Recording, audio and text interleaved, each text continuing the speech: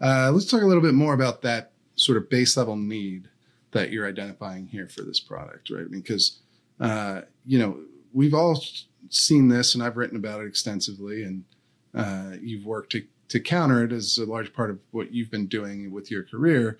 But large tech companies have attempted to restrict gun content across the internet for a long time now, whether it's not allowing gun companies to advertise on their platforms. Facebook does that. Google does that. Most major tech companies, platforms will do that.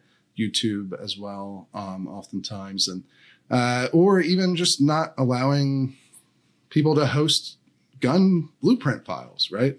Amazon's, I believe, has shut down hosting for websites that have attempted to do that in the past. I believe FPC, the Firearms Policy Coalition, had a site that was shut down for those reasons years ago when that was a big controversy. And now you have ChatGPT sort of continuing that legacy in your view, right, of basically telling its model that even if it has an answer, it can't provide it because the subject is too controversial in I guess, OpenAI, the company that runs ChatGPT's mind. And we know it does know. We know enough about instructing our own model and training our own stuff. They build these qualifiers where there's a whole range of subjects and criteria where the model has an answer. It's told and said to tell you something else. And even that, just from a pure a computer science ethical point of view, even that's pretty dangerous and weird to me. Why are you building like this really powerful, these minds, and then torturing them into not doing what they just naturally know how to do? That's very strange to me. But I agree with your observations. There has at least, you can tell a few different versions of the same story where, okay, the tech oligarchy and the powers that be, the federal government, the state governments, they work together to kind of suppress some of this information. This has happened in stages over time. I just measure it by courses of action that have been taken against my own company because I've started so long ago. I started in 2012, really. So at that time, I was able to run ads, Google ads on my site and run any kind of video I wanted on YouTube. And they just slowly usher in these new policies. Oh, you printed a gun in 2013. Well, then Google doesn't support ads for sites that host gun content or printed gun content. And then it just on and on and on. By 2015, 2017, Facebook, Google, they won't let you run ads related to certain gun content. And then shortly, any gun content. So we've watched this all happen. And of course, these powers, these AI people see chatbots as a new technology that perhaps replaces search in some sense. And so maybe you can find what you're looking for on Google. It's still hard. But in chat, you can't find it at all. And it even leads you astray. It's like science fiction. Like kind of, you say like, hey, is there anything like what I'm looking for out there? And it says, nah, don't look there. I mean, it's kind of more Orwellian. It's hard for me to communicate. It's like, but everyone's had versions of this experience using things like ChatGPT now.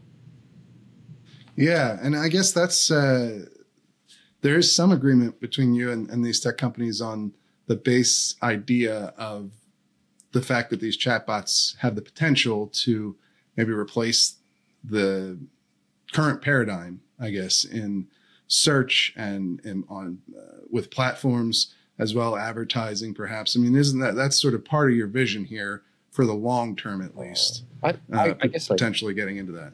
I don't disagree. Maybe intelligent agents are more important or effective than search for a lot of things. Search still seems to be the dominant mode and dominant way of thinking about the internet. But it's also really distasteful to see out in the open all these tech CEOs and government working together.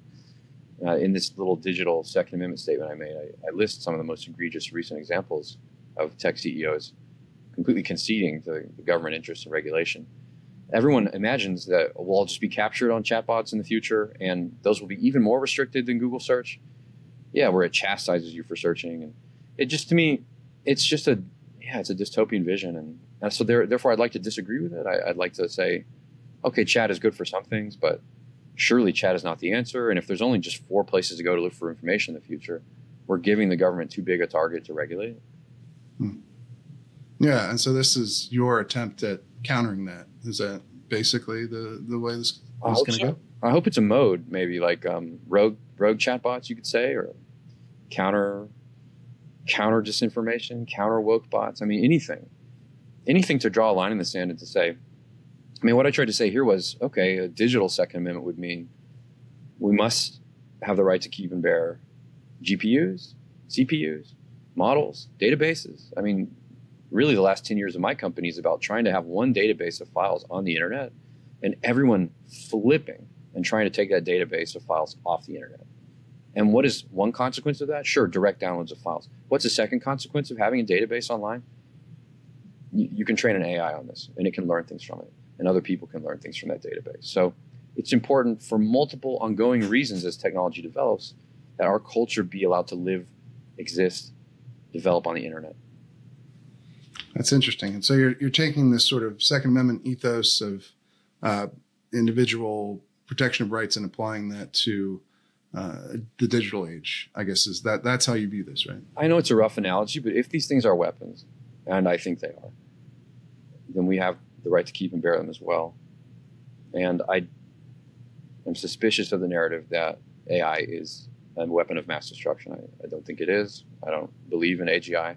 I believe narratives of AGI are pretextual, and they are meant to do exactly this thing here, to steer us away from control of our own AI or development of our own AI and pushing it into the trust of these oligarchs who clearly cannot be trusted with it.